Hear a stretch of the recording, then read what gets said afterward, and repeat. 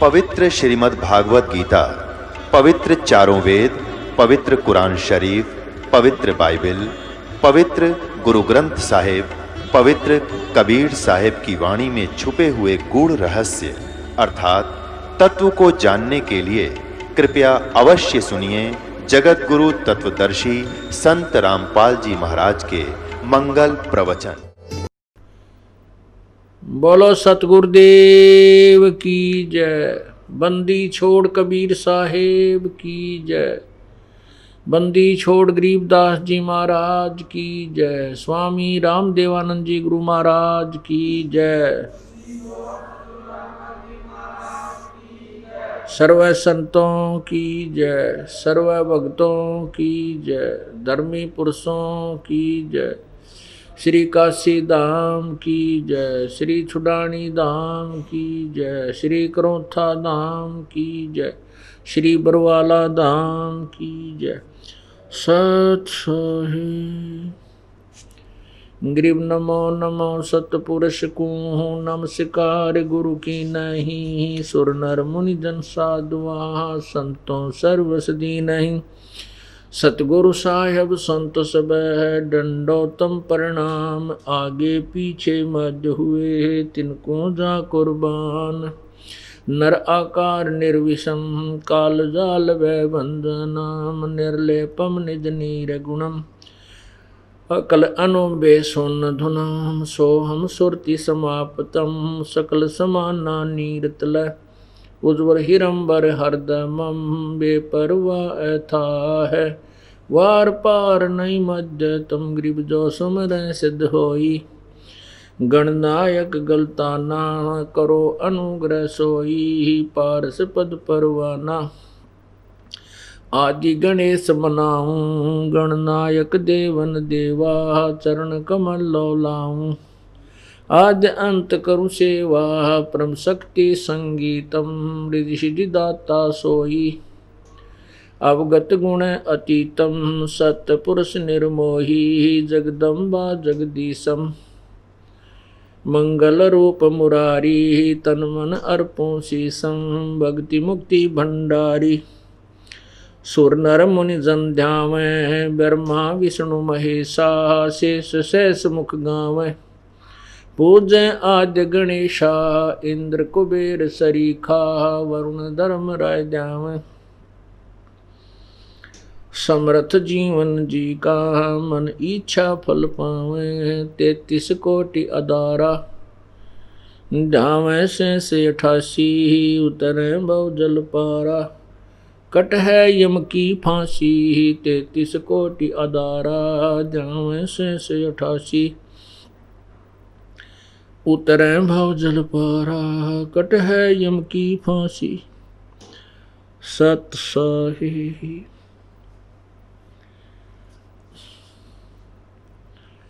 कर जोरूं विनती करूं। धरूं चरण पर शीस।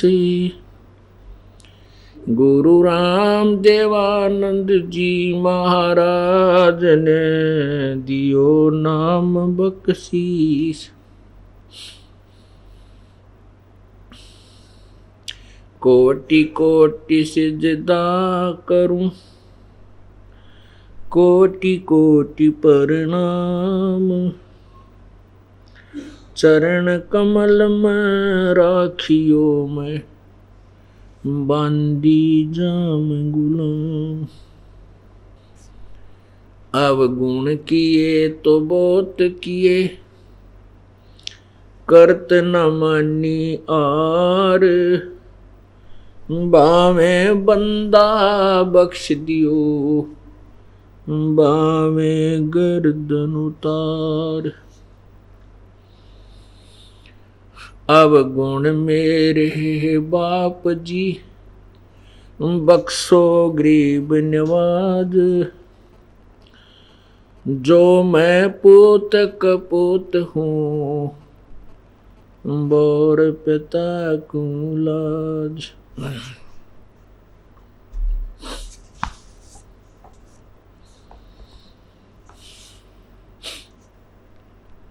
जय इब कै सतगुरु मिले,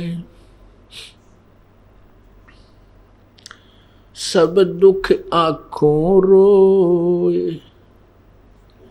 चरणों ऊपर शीस रखूं, कहूँ जो कहनी हो। कबीर गुरु जी मिलेंगे, पूछेंगे कुशलात। आद अंत की सब कहूँ, अपने दिल की बात। गुरु जी तुम ना भूलियो, चाहे लाख लोग मिल जाएं। हमसे तुमको बहुत है, तुमसे हमको नहीं। तुम्हारे विसारे क्या बने, मैं किसकी शरण में जाऊं। शिव बिरंच मुनि नारद, तिनके हृदय न समाऊं। अवगुण मेरे बाप जी, बख्शो गरीब नवाज। जो मैं पूत कपूत हूँ, बोर पिता को लाज। मैं अपराधी जन्म का, नक्सक बरे विकार। तुम दाता दुख भंजना, मेरी करो संभार। कुत्ता तेरे दरबार का, मोतिया मेरा नाम है। गले प्रेम की रस्सी, जहाँ खींचो वहाँ जाऊं। तो करो तो बावड़ू, दूर दूर करो तो जाऊं। जो रखो तो ही रहूं, जो देवो सो खाऊं। बंदी छोड़ दयाल जी, तुम तक हमारी दौड़े। जैसे कागज जहाज का अब, सोजत और न ठोरी। पूर्ण ब्रह्म कृपा निदान, सुन के सो करतार। गरीब दास मुझ दीन की, रखियो बहुत संभार।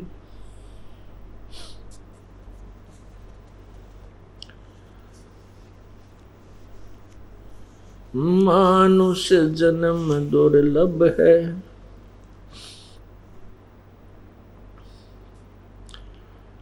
मिले न बारंबार।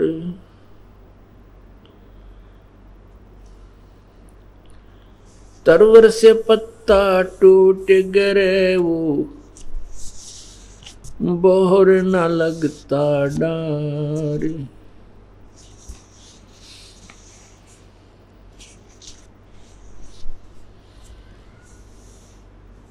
फागुन आवत देख कर, बन रोवे मन माही। ऊंची टहनी पात थे अब, पीले हो जाए।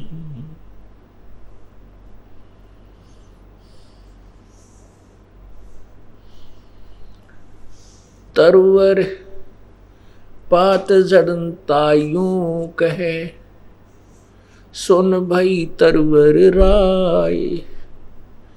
अब के बिछुड़े नहीं मिले, न जाने कहाँ गिरांगे जोए। तरवर कहता पात से, सुनो पात एक बात, यहाँ की यह रीति है, एक आवे एक जात।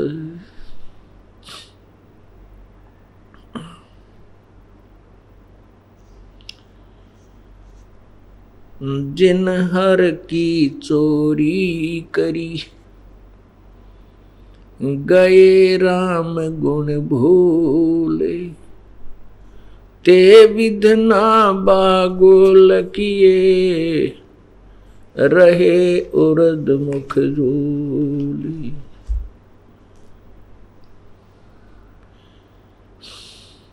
बंदे तो कर बंदगी,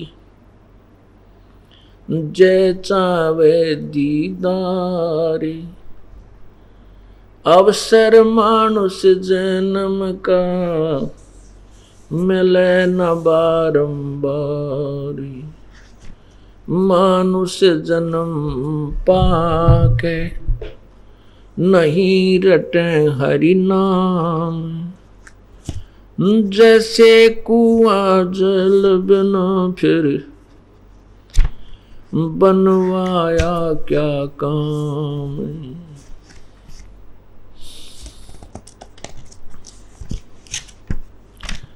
राम रटत कोडी भला,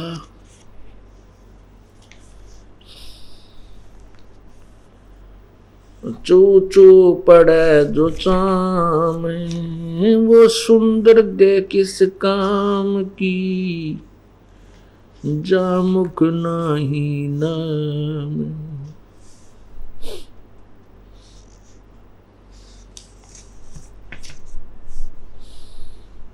लूट सको तो लूटियो, लूट सको तो लूटियो। राम नाम की लूटे, पीछे फिर पछताओगे। प्राण जाएंगे छूट।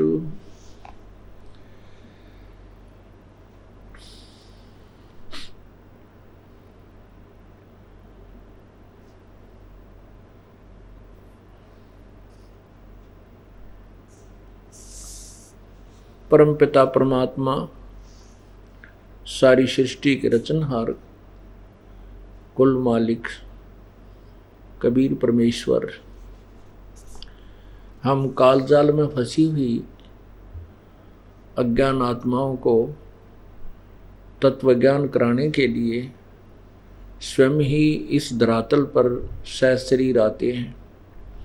कुछ समय अतिथि रूप में रह करके वो एक मनुष्य जैसा जीवन जी करके, एक सच्चे भक्त की भूमिका करके, एक सच्चे संत की भूमिका करके, एक अच्छे कवि की भूमिका करके वो परमात्मा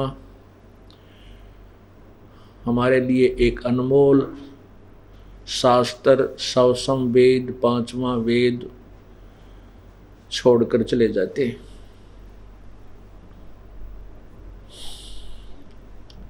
अब हमने जो परमात्मा यहाँ आकर के अपने उपदेश, अपना आदेश, संदेश जो हमें देकर चले गए थे, उसको हमने परमेश्वर का को ही मानना, उसको परमेश्वर ही मानना चाहिए। क्योंकि परमात्मा आए थे, उन्होंने जो कुछ कहना सुनना था, हमारे को जो दिशा निर्देश देना था, वो देकर चले गए। यदि वो अब आ जाएंगे, सहशरीर यहाँ प्रकट हो जाएंगे, तो भी वही बात कहेंगे जो उन्होंने 600 वर्ष पूर्व अपनी सवसम वेद में, कबीर वाणी में, कबीर गिरह में बोली थी। इसके लिए परमात्मा गरीबदास साहब ने भगवान की महिमा बताई है कि निर्गुण सरगुण एक है, दूजा भ्रम विकार। निर्गुण साहब आप हैं, सरगुण संत विचार। परमात्मा हमारे समक्ष नहीं है, लेकिन उनके द्वारा दिए गए जो विचार हैं, जो उनकी वाणी है, वो सरगुण है, वो साक्षात उन्हीं को समझना चाहिए कि वो परमात्मा बोल रहे हैं। अब हम ये दास तो एक लाउड स्पीकर समझो, एक रिकॉर्डर समझो कि उसकी वाणी को याद करके, ग्रहण करके, रिकॉर्ड करके आपको सुना देता हूँ। ये आदेश उसी परमपिता का है और ये सत्य है, हमने इसको ग्रहण करना चाहिए। उसके विषय में कहा कि ये बातें कहन सुनने तक सीमित नहीं रखनी है, ये कर पाड़ने की हैं, अर्थात इनके ऊपर हमने अमल करना है, इनके ऊपर हमने चलना है, अनुसरण करना है, उनके एक एक दिशा निर्देश का पालन करना है।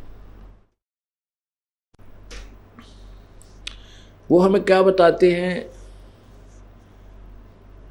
ना जाने कितने प्रमाण दे करके, ना जाने कितने उदाहरण दे करके, ना जाने कितने प्रकार की कथाएं सुना करके हमारे इस माया के नशे को उतारते हैं। कबीर परमात्मा कहते हैं इस माया ने सभी को नशा कर रखा है, सब मदहोश हैं, इनको पता नहीं तुम कौन हो, कहाँ पड़े हो, कहाँ से आए हो, कहाँ जाना है। ये इस झूठे सुख को और यथार्थ सुख मानकर इसी के ऊपर गाटा जोड़ रखा है। क्या बताते हैं, झूठे सुख को सुख कहे ये मान रहा मन मोद, ये सकल चबीना काल का, कुछ मुख में कुछ गोद। कबीर ये माया अटपटी सब घट आने अड़ी, किस किस को समझाइए ये तकुए भांग पड़ी। काल भगवान ने अपने प्रत्येक ब्रह्मांड रूपी कूप में, कुएं में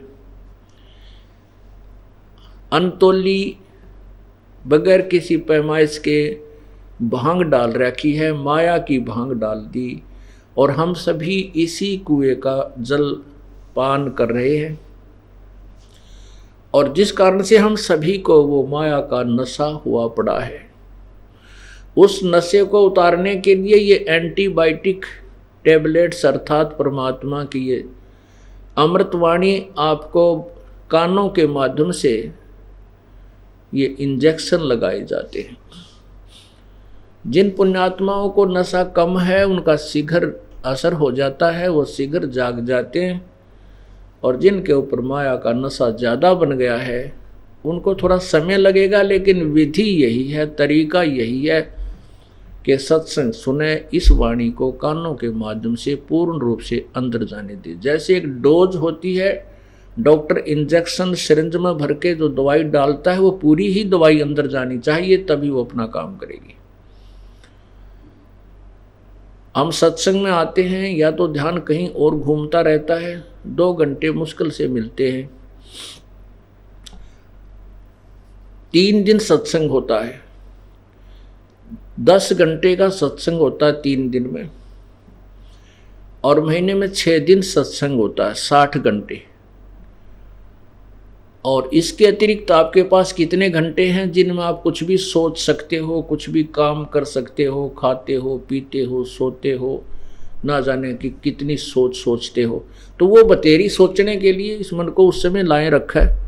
लेकिन सत्संग के मुश्किल से तो समय मिलता है, क्योंकि इधर उधर से कोई घर वालों से आज्ञा लेकर आता है, कोई किसी प्रकार कोई छुट्टी लेकर आता है, और फिर भी सत्संग पूरा नहीं सुनते हो, डोज पूरी ग्रहण नहीं करते हो, या तो लटके आ जाते हैं, या यहाँ बैठे भी कोई घर की चिंता रखता है। नहीं, ये 2 घंटे में पूरा सत्संग ही श्रवण करना चाहिए। कई कहते हैं जी हम सत्संग के दौरान सिमरन कर सकते हैं। अरे तेरा गजब हो, सिमरन करने का और समय को नहीं तुम्हारे पास, ये 2 घंटे में सिमरन करने का समय मिला तुम्हारे को। ये क्या सिमरन हो रहा है? भगवान की याद ताज़ा बने रहना भी एक सिमरन ही है। तो वो नाम जो है वो जाप आप सत्संग के बाद कर सकते हो, बहुत समय है, 24 घंटे कम नहीं होते। इसमें आप 6 घंटे सो लीजिए, 18 घंटे शेष बचे। इसमें आप 8 घंटे मजदूरी भी कर लीजिए, 10 घंटे कर लीजिए, फिर भी आपके पास पर्याप्त समय है। और मजदूरी सेवा काम करते समय जैसे हम कहीं आते हैं जाते हैं, घूमने फिरने जाते हैं, कोई बस में सफ़र करते, तो हम समण कर सकते हैं, जाप कर सकते हैं। ऐसा सिंपल वे बताया परमात्मा ने, बहुत ही साधारण सी विधि है। तो परमात्मा हमें बता रहे हैं कि झूठे सुख को सुख कहे ये मान रहा मनमोद, ये सकल चबीना काल का, कुछ मुख में कुछ गोद। ये सभी काल आहार है। 1,00,000 मानव शरीरधारी प्राणियों को ये काल भगवान प्रतिदिन आहार करता है, खाता है।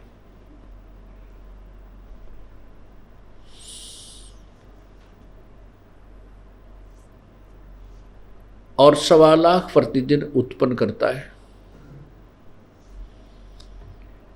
ऐसा इसको सांप लगा है, ऐसे इसको बीमारी लगी है। यहाँ पर अपने को जो इस काल भगवान ने मानव शरीर दिया है, ये अपने आहार के लिए हमारे को यहाँ रोका हुआ है। इसके लिए अपने 3 पुत्रों को यहाँ पर हमारे व्यवस्थक बना रखे हैं।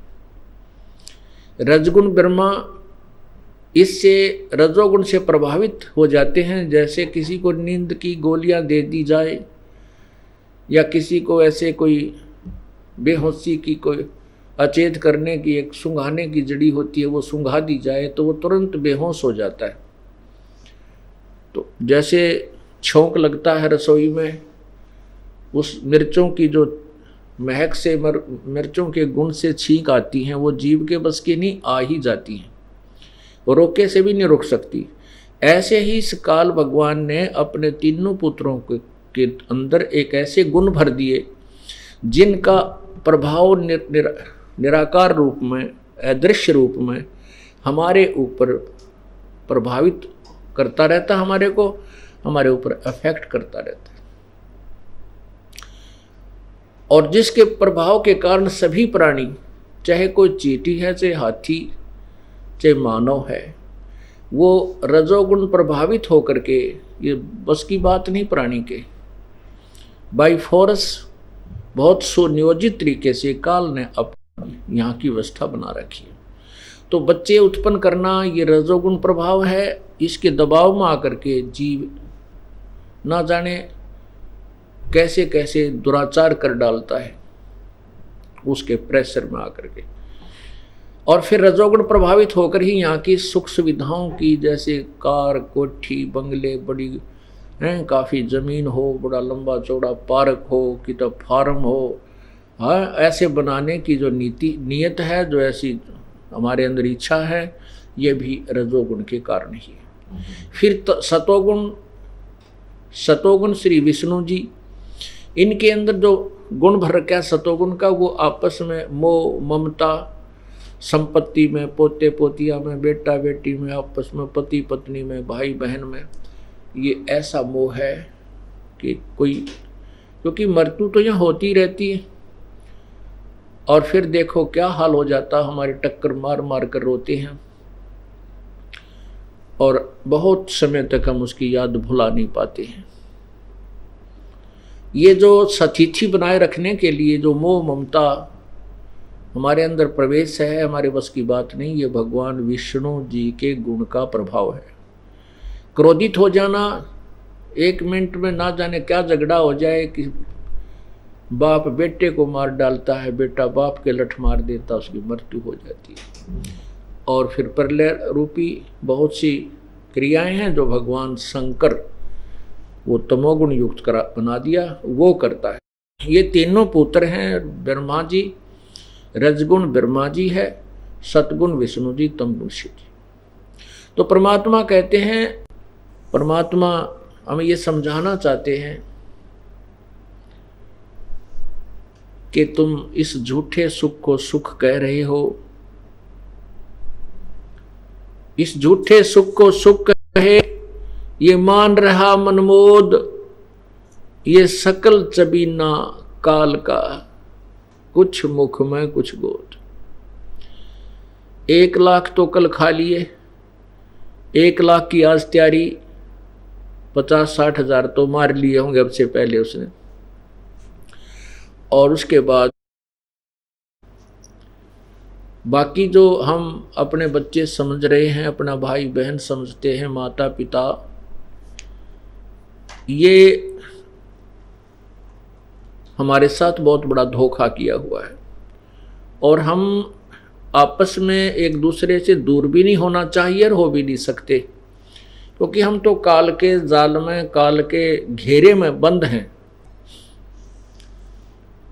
हम काल के घेरे में बंद हैं और इस में हम आपस में भी एक दूसरे के साथ खींचतानी करके, झगड़े करके तो और ज़्यादा दुखी हो जाते हैं। इसलिए हमने आपस में प्रेम से रहना चाहिए और यहाँ से छूटने का प्रयत्न करना चाहिए। जो तरीका विधि परमेश्वर ने आके बताई है उसको पूर्ण रूप से एप्लीकेबल करना चाहिए, उसको पूर्ण रूप से हमने अमल में लाना चाहिए ताकि हमारा पीछा छूटे। अब कितनी बार सुनाया जाता है कि कोट जन्म तन भ्रमत हो गए, कुछ ना हाथ लग्या रे, कुकर सुकर खरबा बोरे, कौआ हंस बगारे। कोटि जन्म तू राजा की, ना मिटी न मन की आशा, भिक्षुक होकर दर दर घूम्या, ये मिला ना निर्गुण रासा। कोटि जन्म इंद्र कुबेर ईश की पदवी, ब्रह्मा वरुण ध्रुमराया, और विष्णुनाथ के पुर को जाकर फिर भी उल्टा आया। असंग जन्म तो अमृत्या हो गए, जीवित क्यों ना मरे रे, और 12 मद मैल मठ बोरे, बहुर न दे धरे रे। दोजक कहते हैं नरक को और बहिष्ठ कहते हैं स्वर्ग को। दोजक भीष्ट सभी ते देखे, दोजक नरक और बहिष्ठ स्वर्ग। अच्छे सा अच्छी यहाँ पर पुण्य किए तो स्वर्ग चले गए और साथ में पाप भी भोगने पड़ते हैं जब तक हम पूर्ण परमात्मा कबीर परमेश्वर की शरण में विधिवत नहीं आते, उनके द्वारा भेजे हुए पूर्ण संत की शरण ग्रहण नहीं करते। और जब तक हम पूर्ण मर्यादा में नहीं रहते तब तक हमें दोनों ही पुण्य और पाप भोगने पड़ते हैं। जिस समय हम पूर्ण परमात्मा की शरण ग्रहण कर लेते हैं पूर्ण संत के माध्यम से और मर्यादा में रहते हैं, तो फिर हमारे पाप नष्ट हो जाते हैं। जब ही सत्यनाम हृदय धरो, भयो पाप को नाश, और मानो चिंगारी अग्नि की भाई पड़ी पुराने घास। ऐसे हमारे पाप नष्ट हो जाते हैं जैसे सूखे बहुत बड़े ढेर में सूखे घास में एक ही माचिस की तिल्ली यानी एक अग्नि की चिंगारी लगा दी जाए, वो सबको जलाकर सभा कर देता है, राख देता है। ऐसे ही पूर्ण परमात्मा का विधिवत प्राप्त सतनाम हमारे पूर्व संचित कर्मों को नष्ट कर देता है, नाश कर देता है, पापों का नाश कर देता है। पाप बहुत प्रकार के होते हैं, कुछ पाप दान से नष्ट होते हैं, कुछ सत्संग श्रवण करने से, ज्ञान यज्ञ से होते हैं, कुछ हवन यज्ञ से होते हैं, कुछ पाप प्रणाम जो हम प्रणाम करते हैं दंडवत, इस प्रणाम से होते हैं, तो कुछ धर्म से होते हैं, जैसे हम धर्म भंडारा करते हैं, यहाँ अखंड भंडारा चलता है, भगवान का सदा व्रत चल रहा है, इसमें जिसका भी 10 रुपये, 20 रुपये, 100 रुपये, 1000, 2000, 10,000 का जितना सहयोग है वो धर्म यज्ञ में भी उनको लाभ मिलता है। तो ऐसे भी हमारे पाप क्षीण होते हैं। यजुर्वेद अध्याय नंबर 8 के मंत्र 13 में स्पष्ट किया है कि परमात्मा पूर्ण ब्रह्म अपने साधक के चाहे साधना यानी साधना का अर्थ होता है सभी मजदूरियाँ, जैसे 500 यज्ञ और सिमरण, ये सभी करने वाले के चाहे कोई संत करे चाहे जनसाधारण करे, सभी के पाप को नष्ट कर देता है। अपने किए को चाहे पिता करे चाहे पुत्र करे, कोई भी करे, यानी साधना सच्चे दिल से जो भी करता है उसके घोर पाप को भी परमात्मा पूर्ण ब्रह्म नष्ट कर देता है, नाश कर देता है। चाहे वर्तमान में किए हैं चाहे आगे आगे तो हम करेंगे ही नहीं। इसलिए दोजक बहिष्ट सभी ते देखे, राजपाट के रसिया। पुण्य किए स्वर्ग में, तप किया राज प्राप्त किया, फिर 84 लाख योनियों में, और फिर साथ में नरक के अंदर भी आपको कष्ट उठाना पड़ा। दोजक बहिष्ट सभी ते देखे, राजपाट के रसिया। क्या बताते हैं कि असंग जन्म तन मर्त्या होगे, जीवित क्यों ना मरे रे। और 12 मद मैल मठ बोरे, बहुर न दे धरे रे। जीवित कैसे मरना होता है, ये तो एक हार्ड एंड फास्ट रूल है और यूनिवर्सल ट्रूथ है। कति जो है अमिट सत्य है कि प्रत्येक को यहाँ से जाना है, मृत्यु होनी है। और आप देखते हो, समाचार पत्रों में भी पढ़ते हो, वैसे भी सुनते हो कि एक व्यक्ति जा रहा था, उसने नाइट सर्विस से ही वापस आ रहा था, इतना शीघ्र काम था, बहुत ज़रूरी आवश्यक कार्य था, और रास्ते में ही आते समय एक्सीडेंट हो गया। अब जिन कार्यों के लिए वो इतनी शीघ्रता किए हुए था कि मैं जल्दी चलूं, कहीं लेट ना हो जाऊं, मेरा काम बिगड़ जा, और वो खुद ही गया। हमारे को इन बातों पर विचार करके करना पड़ेगा, और फिर इन्हीं विचारों से हम उस काल के को लूटे छूट कर सत्संग में आ सकते हैं, नहीं तो कोई तरीका नहीं है। आप घर से इसलिए नहीं चलते कहीं मेरा काम ना बिगड़ जा, कहीं मेरा काम खराब ना हो जाए, मेरा कार्य ना हो जाए, भैंस दूध ना दे, या कि तो और कोई दिक्कत ना हो जाए। परमात्मा कहते हैं कि तुम महीने में 3 दिन तो मर कर देख लो। जो हम मरेंगे फिर तो वापस आ ही नहीं सकते, वैसे मरते हैं, काल मारेगा जब तो वापस आ ही नहीं सकते, सारा काम रह गया, बिगड़ गया। और हम 3 दिन मर जाएंगे, जीवित मरना है। नो सोच ले हम मर गए और आश्रम की तरफ चल पड़े, चाहे कितना भी काम खराब हो, चाहे कुछ भी होता है, आप समझिए कि मैं मर चुका हूं। और तीसरा दिन फिर जी जावांगे हम, तो फिर जाकर उन कामों को और जल्दी शीघ्र कर लेंगे, ठीक कर लेंगे, कुछ थोड़ा बहुत नुकसान है उसको भी देख लेंगे। और फिर जिसके लिए हम मरते हैं तो वह बादशाह वो के फिर ठाली बैठेगा। 2 लाला जी लड़े थे, एक बोला तेरा बाट मारूंगा, वो बोला मैं के ठाली बैठूंगा। तो भाई ऐसे भगवान के ठाली बैठेगा। अगर तुम उसके नाम से कुछ करके देखोगे, आत्मा लाओगे, तो वो भी निश्चल नहीं रहेगा, आपको वो करके दिखाएगा, आप सोच भी नहीं सकते। अब तो हम एक लल्लो पत्तों से लगे हुए तो भी इतने काम करने लग रहा है हमारे वो। और यदि हम जिस दिन समर्पण कर देंगे, जीवित मर जाएंगे, फिर देखना। तो कहते हैं असंग जन्म तन मृत्या हो गए, और जीवित क्यों ना मरे रे।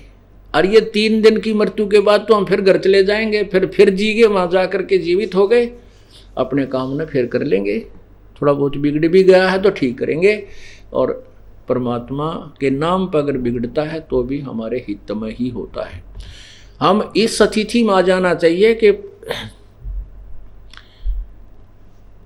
परमात्मा जो करता है वो कभी गलत नहीं होने करता। यदि हम उसको गलत सोचते हैं तो हमारी बुद्धि जीव वाली है, हम इतना ही सोच सकते हैं। और यदि परमात्मा ही गलत करता है तो फिर ठीक करने वाला इस संसार में है कौन। तो क्या बताते हैं, दोजक भीष्ट सभी तो देखे, राजपाट के रसिया। और 3 लोक से तिरपत नाही। 3 लोक भी यदि इस मन को, जीव को दे दे, इसको फिर भी तिरपति नहीं है, इसको फिर भी संतुष्टि नहीं है।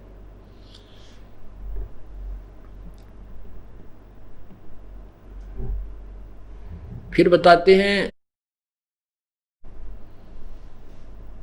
सतगुरु मिले तो इच्छा मिटे, कोई संत मिले, सतगुरु मिले, सच्चा संत मिले तो ये इच्छाएं समाप्त करे, जिसके कारण हम काल के जाल में फंसे रहते हैं। सतगुरु मिले तो इच्छा मिटे, पद मिल पदे समाना, और चल हंसा उस लोक बैठाऊं जो आदि अमर अस्थाना। ओए होए, आदि सदा का, कभी नष्ट नहीं होता, अमर स्थान, वो अमर स्थान, सत्यलोक, सच्चा लोक, सतलोक, अविनाशी स्थान।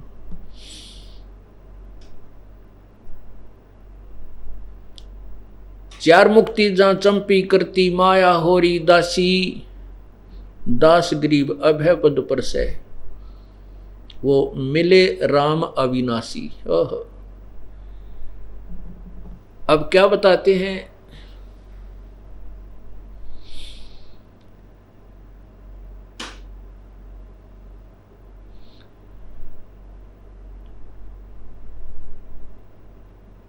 पात झड़ता न्यू कहे सुन भई तरवर राय, अब के बिछुड़े ना मिल न जाने कहाँ गिरांगे जाए। जैसे पतझड़ से पहले, बसंत ऋतु से पहले वृक्षों के पत्ते मस्ती मार रहे होते हैं, हवा के साथ फटफट फटफट बड़े आनंद से रह रहे होते हैं, और जब ही बसंत ऋतु आती है उसको पतझड़ भी बोलते हैं। वो पतझड़ ऋतु आती है तो पीले होकर के वो पत्ते टूट टूट कर गिरने लग जाते हैं। परमात्मा उदाहरण देते हैं कि ये मनुष्य शरीर एक दिन आपका ऐसा जाएगा, और आप जब अपने परिवार को त्याग कर चलोगे तब क्या आपके मन में होगी। पात झड़ता न्यू कहे सुन भई तरवर राय, अब के बिछुड़े ना मिले ना जाने कहाँ गिरांगे जाए। जैसे पत्ता गिर रहा है वृक्ष से टूटकर, वो कह रहा हो कि अभी हे तरवर राज, हे वृक्षराज, अब चले हम तो, हमारी अलविदा, और पता नहीं कहाँ गिरेंगे, किसी गंदे नाले में पड़कर सड़ेंगे या किसी पशु पक्षी के, किसी पशु के पैर के नीचे आकर कटेंगे। कहने का भाव ये है कि जब ये परिवार का सदस्य अपने भरे पूरे परिवार को त्याग कर जाता है, तब उसके मन में ये आती है कि भगवान पता नहीं कहाँ जन्म होगा, कहाँ जाएंगे, कहाँ जाऊंगा।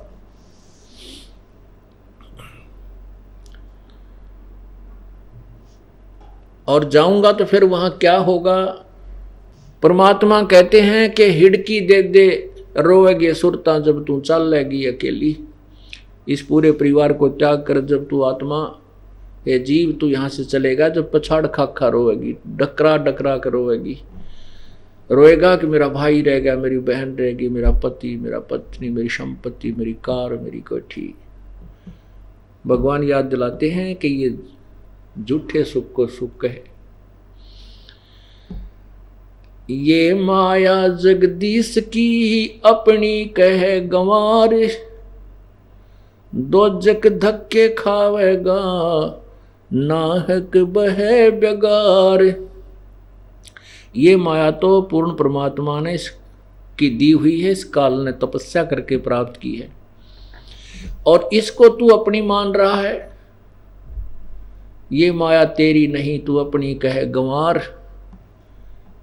जब यहाँ अब तो हम सब कुछ अपना मान रहे हैं, ये मकान मेरा है, या कोठी मेरी है, ये कार मेरी है, या बेटा मेरा है, बेटी मेरी है। और जब ये शरीर छूट जाता है, जब ले जाना एक आध दिन उठा के सुई ले जाके दिखा दे, अपनी नहीं है, हमारे को यही भूल लगी है। इसी भूल को तोड़ने के लिए परमात्मा, इसी भूल को मिटाने के लिए परमात्मा ये ना जाने कितने वचन सुनाता है। पूर्ण परमेश्वर कबीर परमात्मा बंदी छोड़ हमें बताना चाहते हैं कि तरवर कहता पात से सुनो पात एक बात, यहाँ की यह रीति है, एक आवे एक जात। यहाँ की तो एक ऐसी ही रिवाज है, ऐसा ही नियम है, एक आ रहा है, पैदा हो रहा है, जन्म ले रहा है, एक मृत्यु को प्राप्त होकर और ऊपर को धर्मराज के दरबार में जा रहा है। यहाँ की यह रीति है, एक आवे एक जात। अब हम इस आने और जाने के झंझट को मिटाने के लिए किसके सामने पुकार करें? कौन है वो शक्ति जो हमारे इस आने और जाने को मिटा सकता है, अर्थात हमारी जन्म और मृत्यु के झंझट को पूर्ण रूप से समाप्त कर सकता है? अब हमने उसकी तलाश करनी पड़ेगी, नहीं तो उसके बारे में कह रहे हैं ये अरहट का कुआ लोई, ओए होए, ये अरहट का कुआ लोई, यागल बन जा है सब कोई। यहां से पुण्य या पाप की बाल्टी भरी, ऊपर ले गए, ऊपर खाली कराए, कुछ स्वर्ग में कुछ नरक में, फिर आगे, फिर भरी, फिर चले, फिर भरी, फिर चले। कहते हैं ये कभी अंत ही नहीं हो सकता इसका तो। और इन अज्ञानी ऋषियों ने, संतों ने, महर्षियों ने, जिनको ज्ञान नहीं था, इसी को फाइनल मान लिया कि यही जीवन है, जन्म और मृत्यु तो कंपलसरी है और ये होनी भी चाहिए। तो तेरा गजब हो। अब जिनके पास कोई समाधान है ही नहीं, वो तो यही कहेंगे कि पाप कर्म नहीं कटते। जिनको पता ही नहीं कि कोई ऐसी औषधि भी है, ऐसा कोई मंत्र है, ऐसी साधना जिससे पाप कट जाते हैं, जिनको पता ही नहीं, तो वो तो यही कहेंगे कि पाप नहीं कटते साधना से, क्योंकि वो बिल्कुल अनजान और कति मूर्ख हैं। जब हम भक्ति कर रहे हैं और भक्ति करने से हमारे पाप ही अक्षमा नहीं हुए, हम औषधि खा रहे हैं और औषधि खाने से रोग कटेगा ही नहीं, तो उस औषधि को खावेगा कौन और किसकी रुचि बनेगी? नहीं बन सकती। तो ऐसे अज्ञानी संतों को, महर्षियों को हमने, ऐसे अज्ञानी व्यक्तियों को महर्षि और संतों की, सतगुरु की भाव जो है ना उपाधि दे रखी थी। और जो पूर्ण परमात्मा, जो सतगुरु थे, स्वयं आए कबीर परमेश्वर, एक सदगुरु की भूमिका उन्होंने की, उसको हमने रिजेक्ट करके एक कवि मान रखा था। ये तो एक कवि था। और जबकि ऋग्वेद मंडल नंबर 9 सूक्त नंबर 96 के मंत्र नंबर 16 से लेकर 20 तक यही स्पष्ट किया है कि उस परमात्मा का वास्तविक नाम क्या है। उसका वास्तविक नाम कबीर देव है। वो कबीर गिरह, कबीर वाणी के माध्यम से, लोकोक्तियों के माध्यम से, कविताओं के माध्यम से अपनी महिमा आप सुनाता है। उस तत्व ज्ञान को सुनाने के लिए आता है और वो तीसरे मुक्ति धाम में रहता है, क्योंकि मुक्त धाम वो है जो कभी मृत्यु को प्राप्त नहीं हो, जो कभी नष्ट ना हो। 21 ब्रह्मांड काल के ये भी नाशवान हैं, 7 संख ब्रह्मांड परब्रह्म के यानी वो भी नाशवान हैं। केवल वो तीसरा लोक, सतलोक जो है वो पूर्ण परमात्मा का, वो कभी नष्ट नहीं होता। उस तीसरे मोक्ष धाम में वो परमात्मा रहता है और वो अपनी महिमा लोकोक्तियों के माध्यम से उच्चारण करके, आवाज लगा लगा के सुनाता है। इसलिए उसको एक कवि की उपाधि दे दी जाती है, लेकिन वो वास्तव में परमात्मा ही होता है। पुण्यात्माओं, आप शिक्षित हैं। अब सबसे बड़ा दाव हमारा यही लगा है कि सभी मानव समाज शिक्षित है, अक्षर ज्ञान युक्त है, और हमारे पास वो सदग्रंथ हैं। अनुवादकर्ताओं ने हिंदी में संस्कृत का कर रखा है। जहाँ उन्होंने गोल मोल किया है उसको हम ठीक कर लेंगे, क्योंकि शब्दकोश हमारे पास है और तत्व ज्ञान हमारे पास है। उसमें यही स्पष्ट किया है कि उसको कवि कहने लग जाते वो परमात्मा होता है। जैसे कबीर भगवान इसको कवि कहने लगे थे। इन्होंने लोकोक्तियों के माध्यम से, दोहों के माध्यम से, यानी पद्य भाग में अपनी महिमा, अपने द्वारा रची हुई सृष्टि की वो रचना का ज्ञान और अपने ही पाने का, सतलोक जाने का जो यथार्थ ज्ञान वो आकर के स्वयं ही दिया, जिस कारण से उसको कवि कहने लगे। और ये वेद बताओ कि वो कवि कहलाता है, लेकिन वो भगवान होता है, वो परमात्मा होता है। अब क्या बताया उस परमेश्वर ने आकर के,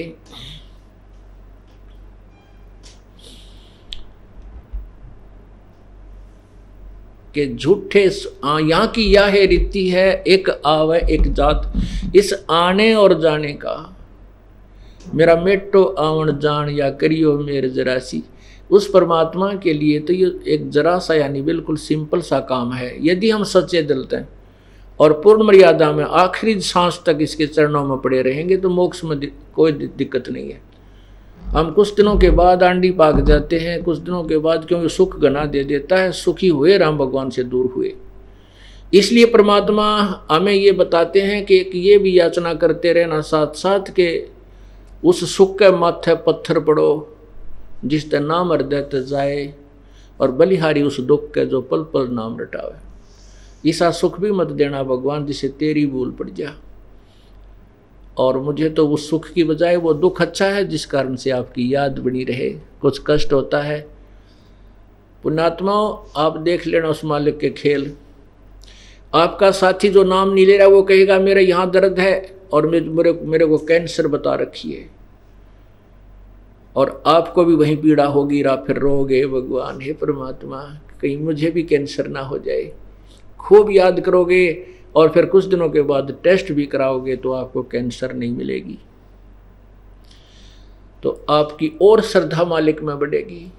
तो कहते हैं ऐसा दुख भी देना परमात्मा तेरी याद बनी रहे, वो सुख मत देना जिससे तेरी भूल पड़ जाए। वो सुख तो एक दिन यही रह जाएगा, वो तो अपना है ही नहीं, वो तो झूठा सुख है जिसको हमने अनजानपने में सुख मान रखा है, वो सुख है ही नहीं।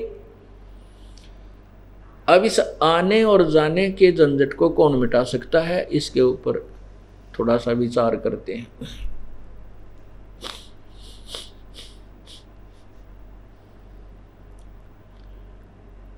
जग सारा रोगियो रे जिन सतगुरु वैद न जाण्या, जग सारा रोगिया रे, जग सारा रोगिया रे जिन जाण्या, जग सारा रोगिया रे। भाई जन्म मरण का रोग लगा है, तृष्णा बडरी खांसी, जन्म मरण का रोग लगा है, तृष्णा बडरी खांसी। आवागमन की डोर गले में अपड़ी काल की फांसी, जग सारा रोगियो रे जिन सतगुरु वैद न जाण्या, जग सारा रोगिया रे जिन सतगुरु वैद न जाण्या, जग।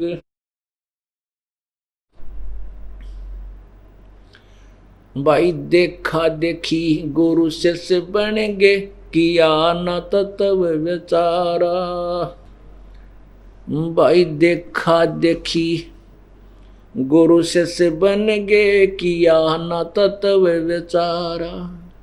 गुरु शिष्य दोनों के सिर पे काल ठोके पंजारा, जग सारा रोगियो रे जिन सतगुरु वैद न जाण्या, जग सारा रोगिया रे, जग सारा रोगिया रे जिन सतगुरु वैद न जाण्या, जग।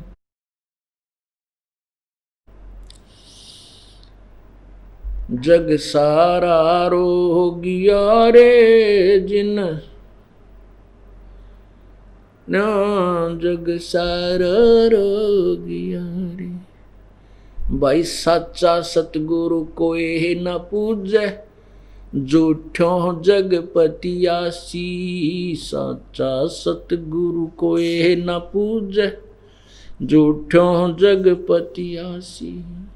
अंधे की बाँ गही अंधे न मार्ग कौन बतासी, जग सारा रो गया रे जिन सतगुरु वैद न जाण्या, जग सारा रो गया रे जग सारा। जिन सतगुरु वैद न जाण्या जग, भाई सार शब्द सर जीवन बूटी, घस घस अंग लगावे, सार शब्द सर जीवन बूटी, घस घस अंग लगावे।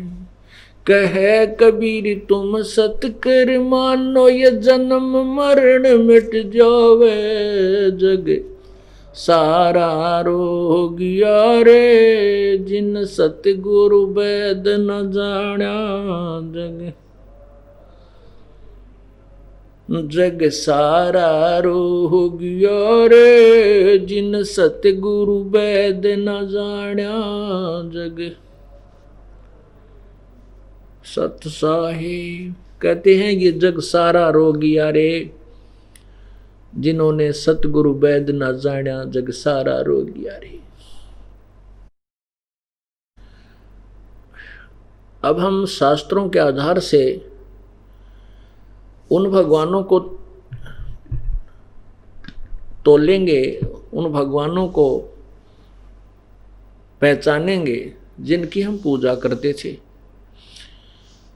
और जिनको हम समर्थ मानते थे, जिनसे हम अपने मोक्ष की कामना किया करते थे, प्रार्थना करते थे।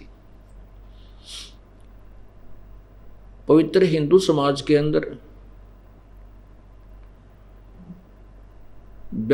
श्री ब्रह्मा जी, श्री विष्णु जी, श्री शिव जी, रजगुण श्री ब्रह्मा जी, सद्गुण श्री विष्णु जी, तमगुण श्री शिव जी की हम पूजा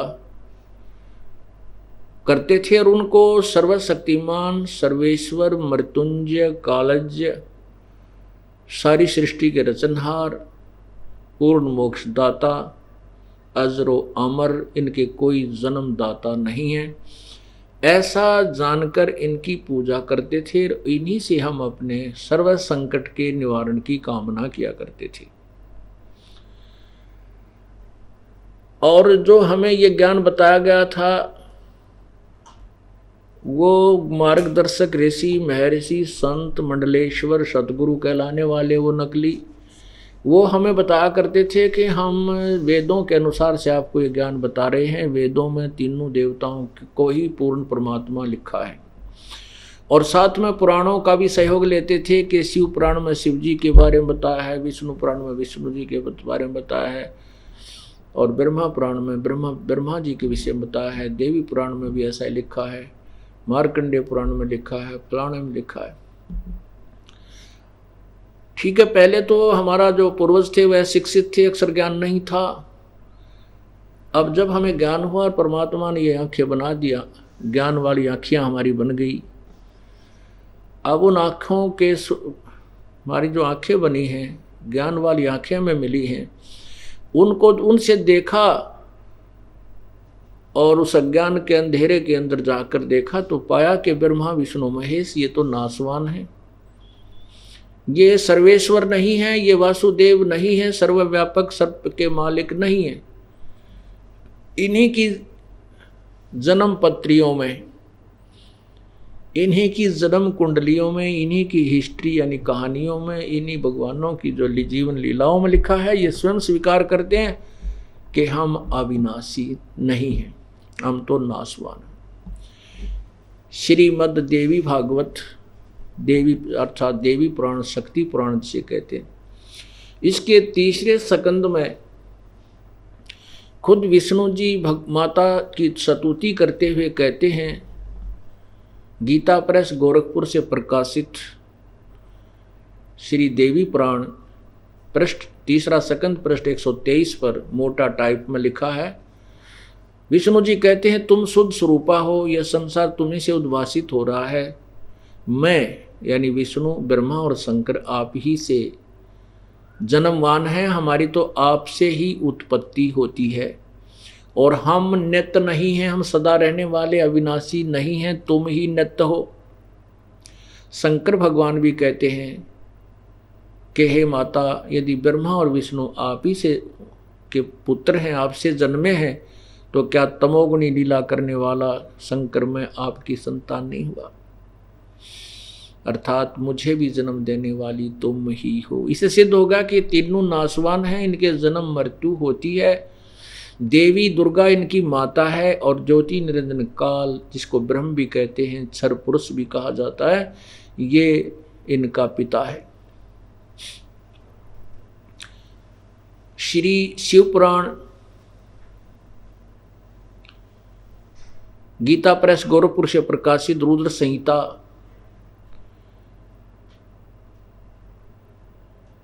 पृष्ठ 100 से लेकर 110 तक स्पष्ट किया है कि सदाशिव यानी काल ब्रह्म ने, काल रूपी ब्रह्म ने अपने शरीर के अंदर से एक शक्ति उत्पन्न की, एक स्त्री उत्पन्न की अपने शरीर से, और वही प्रकृति अष्टांगी जिसकी 8 भुजाएं हैं और त्रिदेव जननी यानी तीन देवताओं के माता ब्रह्मा विष्णु महेश की माता कहलाई। और फिर लिखा है कि इस काल रूपी ब्रह्म ने इस शक्ति को साथ लेकर के दुर्गा को अपनी पत्नी रूप में रख करके एक ब्रह्मलोक में काशी नामक स्थान की रचना की, और वहां इन दोनों ने 3 स्थान बनाए, रजगुण प्रधान, सतगुण प्रधान और तमोगुण प्रधान, और वहां पर 3 पुत्रों की उत्पत्ति की। और जो पुत्र उत्पन्न हुआ उसका एक का नाम विष्णु रखा, एक का ब्रह्मा रखा और एक का रुद्र महेश रखा। ये स्पष्ट हो गया इन्हीं के द्वारा, इन्हीं की लिखी, इन्हीं की जीवनी में लिखा है कि इनकी माँ दुर्गा है, पिता ज्योति निरंजन सदाशिव कहो, काल कहो, ब्रह्म कहो। ये काल रूपी ब्रह्म सदाशिव ये इनका पिता है और ये अजर अमर नहीं है, ये नाशवान है। जब ये स्वयं ही नाशवान है तो हमें कैसे अविनाशी पद प्राप्त करा सकते हैं? नहीं।